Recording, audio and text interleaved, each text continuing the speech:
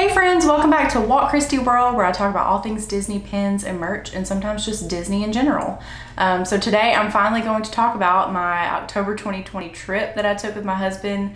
I know I've mentioned it several times and I just haven't really talked about it yet on here, but that's what we're doing today. So let's get right to it. So this trip was kind of off to a rocky start because we had planned it. Well, first of all, we were supposed to go in the spring of last year, which got canceled because the parks closed down, and you know, pandemic. And so we moved it to, well, actually we just canceled it. And then we decided we wanted to go in the fall. So we planned a trip in September and then we moved. And we needed that time. Like we needed September because we were closing on our old house at the end of August and we had a lot of work to do. Actually, we may have closed on it at the end of September. I can't remember. Anyway, the timing was just terrible. So we pushed it back to late October and that is when we went. We did not take our daughter because first of all, fall is our anniversary trip. So we thought it would be good to have just a trip for the two of us. Second of all, I wasn't really sure how things were gonna be and I didn't want to have a toddler with me if things were just like difficult, you know what I mean? And they were. Ultimately, I was glad we didn't take her because the restrictions just make things a lot harder and I don't think it would have been as fun. So for her or for us. So anyway, we left on a Sunday. My mom came and stayed at our house with our daughter. They had a blast. We flew out of Nashville, which normally we fly out of Memphis, but Memphis had changed all of their flights and added connecting flights. So in order to get a nonstop flight, we drove an hour farther to Nashville, other direction. Those are 3 hours apart. But anyway, we drive 1 hour to Memphis or 2 hours to Nashville. So a little farther drive, but worth it to get a nonstop flight. And we got to our hotel, which was the Riviera. Oh, I'm sorry, I don't know what I'm doing with my hair. At about supper time, I think. We didn't make dinner plans. And I honestly don't even remember what we ate for dinner. So who even knows? But I do know that we got to the Riviera. We had a little bit of time to like unpack our bags. And then we met some friends at Disney Springs who lived there. Got to hang out with them for a little while. I know what it was. We had a dinner plan that night. I'm dumb. It was just a little bit later. So see, October to April, long period of time, I've forgotten things. Okay, so we hung out with our friends for a little bit and then we went to our dinner, which was at Wine Bar George, and it was spectacular. I love that place. I would love to go back sometime. I think the menu is a little limited during COVID times. I'm not sure, but I'm pretty sure they had more on the menu when they first opened. So, but what we had was great. I definitely intend to go back. Service was great. The restaurant is beautiful. So that is definitely on our not must do. Obviously we're not going to do it every trip, but that is on our do again list. So that was great. And that capped off our first night. We went back to the Riviera after that. A little bit about the resort. It's beautiful. It's compact, which we really like. So one of the things that we like about places like, I don't know, Boardwalk, Beach Club and Yacht Club is that Wilderness Lodge for sure, is that your rooms are connected to the main part. So like at the Polynesian, you know, you have to walk from your building to the main ceremonial house. So you have to walk outside to get to the lobby. Whereas these other resorts, you don't have to do that. So at the Riviera, you're all in one building. We really like that kind of resort. So that was a benefit. The room itself is lovely. It's got 2 queen beds, but one of them is folded up. It's a Murphy bed. So if you only need one bed, you have all that extra space, which is nice. Normally we sleep in separate beds on vacation so we can spread out because we have a king bed at home, but we liked having that extra space, so we shared the queen. If you're like me and you like your space at night, you may want to pull down that bed, but it was fine for us for a few nights. I do remember the air control being a little weird. Like the first couple of nights were really hot, but we finally figured it out. And our view was standard view. So we looked out over the front and you could kind of see the bus stops, that kind of stuff. But even a standard view there was really pretty. So highly recommend it. and we were very close to the lobby. We did not have to walk very far after we got off the elevators. I mean, we were up a few floors, but like, you know, go to the elevator, go down, you're in the lobby, basically. Also, I love the art at that resort. You can just walk around and look at the art in the hallways. It's very pretty. And then if you like something a lot and you want it for your home, you can buy, I think most of that art you can buy prints of at the kiosk in the gift shop. So that's a really cool feature. We did not use the pool. I like to sit at the pool. Rhett does not, because he is a ghost and he bakes up, like turns beet red if he's out in the sun for 5 minutes. So he does not find joy in sitting by the pool, but it will. I'm hoping when my daughter gets older, she'll enjoy playing in the pool and we can go to the pool together. So I think that's all I was gonna say about the room and resort. Oh, one other thing that I really like is it has laundry. I guess all the resorts have laundry. I've never really utilized that, but I did have a couple of things I wanted to wash on our last day, and the laundry was literally down one floor and right across the hall. So I did not have to go very far. But yes, okay, and then Le Petit Cafe, you've probably heard of, is in the Riviera. It's, there's that, and then the gift shop, I guess, is all that's in the lobby, but the cafe is lovely, and everything I had there, with the exception of the first cold brew that I tried, which had amaretto in it. I know I don't like amaretto. I don't know why I got this cold brew, so that's on me. But everything was great that I had there, and I highly recommend it. Even if you're not staying there, just hop on the Skyliner, go check it out, get you a treat, and yeah, it's great. So, all right, I'm gonna take a break and look at my pictures so I can remember what we did on day 2. Okay, so day 2 was our Epcot day, and we got up pretty early that day, which I'm an early riser anyway. I don't know, my body's used to waking up early. That's just what I do. So got up, got ready. We got to Epcot probably about an hour early, I would say.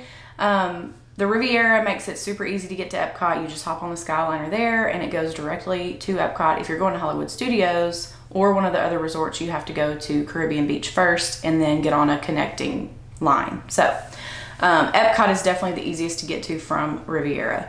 So we get to Epcot, we get in the line to go through the screenings and all that. That did not take very long, and we were still in the park about 30 minutes early. And we walked all the way around World Showcase with like no one around. So that was amazing. I wish, actually just a few hours ago, I saw that they are allowing you to take, which I say allowing, like they're not stopping people from doing this. It's just been in the rules that you can't. So I'm a rule follower, but apparently now you can take your mask off to take pictures if you're distant from people. I assume this only means outside, but we were all by ourselves in World Showcase, but like I didn't want to take my mask off to take pictures because it was against the rules. So all my pictures from that morning have my mask on, which is fine because that was the rule. I wanted to follow it, but it would have been nice to be able to get some non-masked ones, but for my t-shirt shop. So anyway, walked all the way around World Showcase. When Epcot opened, we were almost to Canada, so we went ahead and went in the World Showplace pavilion or whatever that's called. It's like this big convention center room, and they have like 4 or 5 different booths set up in there. So we tried, I think, all the booths in there. Tried something from all of them, and then we were like full. So that was interesting. We got full on the first stop, and we're out of practice apparently. So then after that, we cut back, went to Future World, East or West, whichever one is the Living with the Land side. We went on Figment and Living with the Land. We did not do Soarin'. I think the line was a little bit longer than we wanted. Also, neither of us are just real crazy about Soarin'. It's just fine. I'm not gonna wait 45 minutes for it. I think we talked about doing Nemo, but neither of us loved that one either. So we went to Spaceship Earth. Had to ride that because I know they had planned a refurb. I don't know if it's gonna happen at this point, but I wanted to ride it again just in case. And did a little pin trading. I actually barely pin traded at all on this trip because there weren't very many pin trader like boards out. This particular one was underneath Spaceship Earth at that gift shop, and I ended up getting a castle pin that my friend wanted, so I sent that to her, so I was glad I found it. But anyway, then after that, I think we went back to World Showcase, got a couple more things from the booths, and then headed out of the park, which this would have been after lunch by this point. I know I'm moving really fast. Went back to the resort for a little while and just rested. We do that. That's our ideal day, is go in the mornings, go back to the park and rest. Back to the resort and rest, and then go back to the park in the evening. So we went back to the park in the late afternoon, and actually it may not have been late afternoon, sometime in the afternoon, and did some more booths, ate some more food. I don't think we went back to ride any more rides. Maybe we did ride Test Track. I can't remember. I didn't have Memory Maker, so I didn't like save any of those photos, the ride photos. That usually helps me remember like what we did. But anyway, I don't think we went to that side. So I ran into an Instagrammer that I have like talked to sometimes, talked to her for a little bit, and then we hit up Frozen right at the end of the night. I love that ride. I loved Maelstrom, and I was really upset when they got rid of it, but I also like Frozen. So we rode that, and then it was time to head out. So we headed out, and I remember, for some reason, this memory sticks with me. There was this lady asking a cast member where the Skyliner was, and he was trying to explain it to her, and Rhett just was like, "That's where we're going, you can follow us." So this woman like comes over and like is walking out of the park with us, this nice romantic evening walk with no one around, and my husband like finds this tag-along woman, and I know this is so mean, I shouldn't be this way, but she was like, she had no idea where she was going, didn't even really know what the Skyliner was. She was like, is it in this pavilion? We're like, no, it's not in the park. Like, we told her this 40 times, it's not in the park. Anyway, so she follows us out, and eventually when we get to the International Gateway, she sits down and waits for her family. So, but I was like, babe, that would have been such a sweet romantic walk out of the park. He ruined it, but it's okay. Maybe it'll happen again someday. Okay, so we went back to the resort. We were in bed at a pretty decent hour, so we were ready for an early day again the next day. And yeah, I'm gonna have to look at my pictures again so we can see what we did. Okay, so day 3, we were going to Magic Kingdom, and I was so excited. Oh, I was so excited. I finally got to see the castle painted. I like it. I mean, I really don't even care that much. They could go back to the old one right now and I'd be fine with it. But anyway, so we got up early again, and we were in the park a little bit before opening, walked around, took some pictures, made our way back to Frontierland to start the day, and we rode Big Thunder. We wanted to ride Splash. I don't remember why we didn't get in line at the beginning of the day. At some point when we did get in line and the wait was like 20 minutes, we ended up standing there for 20 minutes not moving, and then they finally like closed the ride and everybody had to get out of line. So that was the stinky part, but I was determined to ride Splash because I knew it was going to change, and I'm excited about the change, but I also wanted to ride it again before it did change. We'll get back to that later. So we did like pretty much everything we wanted to do. We did Jungle Cruise, we did Pirates, we did double back to Pirates because it was closed at first. I got a Kakamora float from Aloha Isle. That was so good. I know that's probably not everyone's favorite thing because it's like coconut. It kind of has a suntan lotion flavor. I mean, you know how suntan lotion like smells? That's what this tastes like. I know that does not sound like a very good description, but it's really good. It's really good. So that was the highlight of that morning. We had Cosmic Rays for lunch, which does not sound exciting, and to be honest, it's not, but there's not that many options in Magic Kingdom, and that just happened to be where we were at the time. We rode Pooh and Dumbo, and Rhett had never been on Dumbo before. We rode Buzz and Space Mountain, and we didn't ride Seven Dwarfs because we never wanted to get in the long line. We rode Haunted Mansion, of course, that's my favorite. And we left the park after a little while. So I remember having this thought process. In my head, I was like, maybe we can come back tonight. I don't know, because I really wanted to ride Splash, right? So what we ended up doing was we rode the monorail around to all the resorts on the monorail, mainly because I was looking for that calendar that has the resort post, or not resort, the Disney posters with the calendar part at the very bottom. I've had one for the last 3 years, so I really wanted that. So I looked at all the gift shops. I have found it in the past in the contemporary gift shop, but no luck this day. I did find my orange bird mug, which I love. But we stopped at Tambu Lounge and Enchanted Rose and just like hung out for a little while and chilled and rested without going back to the resort, which was actually nice. Like I didn't miss going to the resort as much as I thought I would. So our plan was to go around the monorail and then get back on a bus and go back to the resort, but Splash was back up by the time we left Grand Floridian, and Rhett was like, do you want to go ride it? And I was like, yeah, I do want to go ride it. So we went back in the Magic Kingdom, rode Splash Mountain, and then went back to the resort for our dinner reservation. So our dinner was at Topolino's Terrace, and I had gotten this one through Touring Plans, their dining reservation system. So you basically set up an alert, and if a reservation becomes available for the time you want, you have the opportunity to get on the app and book it. Now, other people may have this alert set up too, and they may book it and you may miss out. There's no guarantee you're gonna get it, but it's nice to have that alert so that if I happen to see it in time, I can get that reservation. So that's how I got it. I think there's similar services out there. One is called Mouse Dining, I believe. That's what my friend Katie uses. So anyway, we go up there, we eat. It was good. I loved the experience. I liked the restaurant. Neither of us loved our entrees, so I would like to give it another chance and get something a little safer. One of us had lamb and one of us had spare rib, maybe? I don't remember, but neither one of us loved what we got. We should have just gotten the filet, but it's so expensive. It was gonna be like $100 or more than $100 just for our entrees if we did that. So that's kind of why we didn't get the filet, even though we should have. But anyway, but the whole experience was great. The restaurant's beautiful. It was nice having a meal right there in our resort.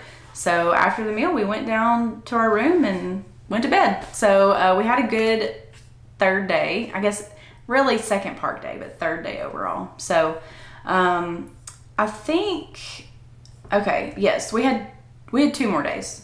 All right, I'm gonna have to look again at my pictures and I'll be right back. All right, so third park day, fourth day overall was Hollywood Studios day. I was really stressed because we had not ridden Rise of the Resistance yet, and I really wanted to experience it while we didn't have Liliana with us, because obviously when we have her with us, we're not gonna do that. So we got there. Okay, let me start at the very beginning. So we left the resort, or left the room at like, I don't know, 2 hours before park opening. It's some ridiculous amount of time. Probably about 30 minutes before the Skyliner was supposed to open, because I'd heard that it backs up. So we get to the Skyliner, and the line for Hollywood Studios is like when you're first walking up to it. So you walk up and they have lines on the sidewalk for you to line up, and the first 10 families in the morning coming from Riviera and probably the other resorts get priority when they get to Caribbean Beach to get on the Hollywood Studios Skyliner. So what that means is we were like the 8th family. I didn't know about this ahead of time, so I hope this helps somebody. I don't even know if it's still this way. This is how it was in October, but so we got on the Skyliner at the Riviera. When we got to Caribbean Beach, we were directed straight to the Hollywood Studios line. We got to skip in front of all the people who were waiting from Caribbean Beach. So basically, they're like combining all the early arrivals from the resorts when they get to Caribbean Beach, so that you don't get there early at your resort and then have to get behind all the other people who maybe didn't get there as early as you did from Caribbean Beach. Hopefully that makes sense. It was nice. I would be sad if I was the 11th family, and I would also be sad if that wasn't a thing at all. And I would also be sad if I was at Caribbean Beach and all these people got to go in front of me. But thankfully I was in a winning group for that. We really lucked out that we were ready early enough to go down there. So we got to Hollywood Studios pretty quickly, and then we did not get past the Skyliner. Basically, we got off the Skyliner and were immediately in line for the park. because it hadn't opened yet. So we stood there for a little while. I'm getting so many phone calls, y'all. Oh, anyway. So we stood there for a little while, and we finally started moving, got through the gates pretty quickly. We went straight to Minnie and Mickey's Runaway Railway because we had not ridden that yet either. And we had a little bit of time before we needed to try to get a boarding group. This was back when you still had to do it at 10 o'clock. So we got on Minnie and Mickey's in about 30 minutes, I would say. The line just like steadily moved. It wasn't too bad. I loved the ride. I thought it was super cute. And then afterwards we got a pretzel, which I don't even like Mickey pretzels, but I was hungry. So we got a pretzel, sat down outside of the ABC commissary and waited for 10 o'clock. So 10 o'clock rolled around and we both tried on our phones to get a boarding group, and I was able to get one. I don't remember the number. It was pretty low, like 18 maybe. So we go off on our merry way. I think we went to Toy Story Land first, and then a little bit of Galaxy's Edge, and we just did different things. We ended up going to the Muppets show, and I don't know what happened. Like, we waited forever for that. And our boarding group ended up being called while we were in the show. So as soon as we got out of the show, we went over there, and there were all these cast members standing outside, which of course means it's down. So that was a bummer. So we went and got a Ronto wrap, which I love, and we were able to sit down and enjoy that for a little while. I think we went over to Baseline Tap House and sat for a little bit. Obviously, we are big, just like relax in the park kind of people. We don't go. We talked about going over to Rock and Roller Coaster. I think we actually did walk over there at one point, and we didn't end up getting on because the wait was longer than we wanted. Like, it was short when we left to go over there, and then had hiked up by the time we got there. So anyway, eventually Rise came back up, and we went and got on it, and we loved it. I fully expected to not get the hype, you know, like I'm one of these people that it's like, that's overhyped, you know, but no, this was worth the hype. And I was like speechless for a full 10 minutes after I got off that ride. So I'm really looking forward to riding it again someday. And yeah, it was really good. And that's about all we did in Hollywood Studios, like for the first part of the day. We went back to the resort and rested. I did a little laundry and got some Le Petit Cafe. I can never say that without stopping to like pause for a second. Le Petit Cafe. And then we decided to go back to Hollywood Studios for a little bit during the evening, and we rode Slinky and Alien Swirling Saucers. I almost said Buzz Lightyear. I think we rode Toy Story Mania that morning. We did all the Toy Story rides. We did not do Smuggler's Run. We just didn't really care for it or care to do it. I don't do Star Tours. It makes me sick. So I guess we pretty much did everything we wanted in Hollywood Studios.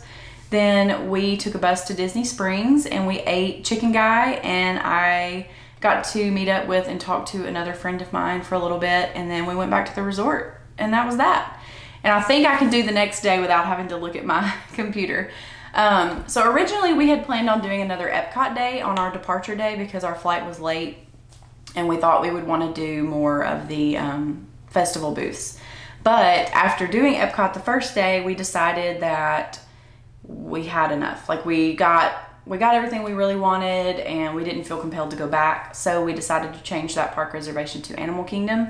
So on this last day of our departure, we went to Animal Kingdom, and we checked our stuff with Bell Services before we left and got on a bus. Speaking of buses, the bus waits were pretty long this whole trip. I want to say we waited at least 20 minutes for every single bus.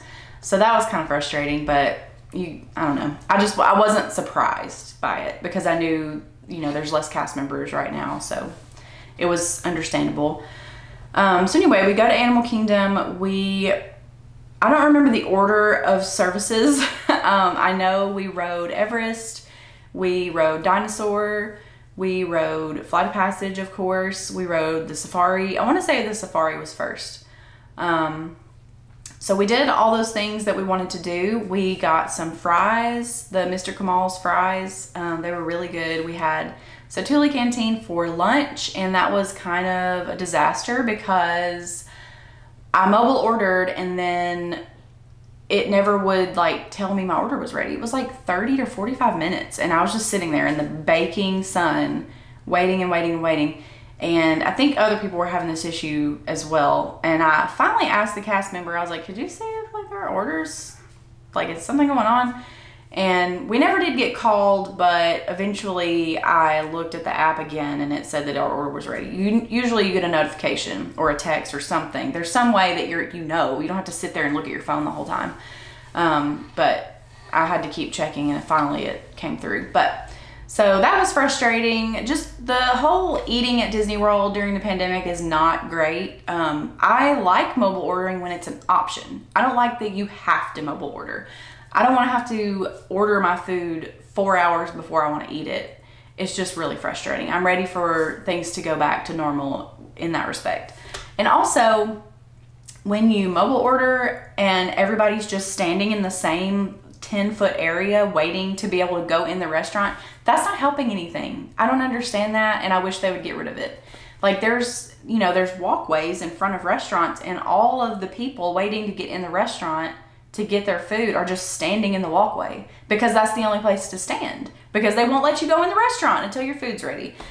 It's just frustrating. That was one of the things when we left. I was like, I'm not going back until they get rid of this. Like, you have to be able to go in and order to spread people out. Otherwise it's just chaos. And here I am like, oh, I haven't even mentioned this yet. We're going back. We went ahead and planned a May trip because we just really want to go back, and we were able to get our annual passes back. So we're going to take Liliana, and we're just going to have to plan ahead for all these headaches that I remember from our October trip, like mobile order. I'm going to pack lots of snacks for her because I cannot imagine waiting 45 minutes for that child to eat if she's already hungry. When she's ready to eat, she wants to eat now. Like, if you don't get an Uncrustable in that child's mouth within 5 minutes, you have a full-on meltdown that's going to last all day. So we're not going to deal with that. I'm going to try to have snacks ready to go for her. But anyway, so my thoughts at the end of this stay were that I didn't want to go back until the pandemic was over, when is it going to be over? Is it going to be over? I don't really know what the future holds. So I kind of got to the point where I was like, I really want to go back. And it's almost like the bad stuff like goes out of your mind. It's like with having a kid, you go through this intense pain and like terrible newborn stage that's like awful, and you're like, I'm never doing this again. I don't understand why anybody does this. And then you're like, oh, I would have another one. I'm not gonna have another one, but a lot of people do. So I think your brain just kind of like forgets that stuff. But so we are gonna go at the end of May, and we're gonna take her, and I'm gonna cross my fingers that she'll wear a mask or that they relax the rules, because I don't know if she's gonna wear a mask, but she's 2 now, so she needs to, or she's supposed to. I don't think she needs to, but she is supposed to.